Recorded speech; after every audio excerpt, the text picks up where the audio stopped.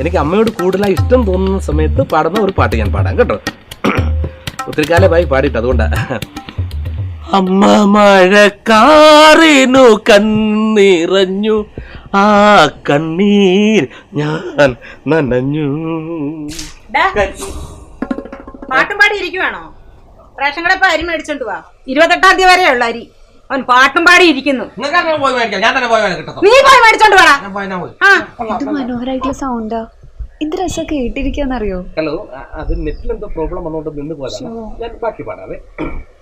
പാർവണങ്ങൾ പടിവാതിലിൽ വന്ന് കേൾക്കാൻ, പാർവണങ്ങൾ പടിവാതിലിൽ വന്ന് കേൾക്കാൻ, അമ്മേ ഇനിയും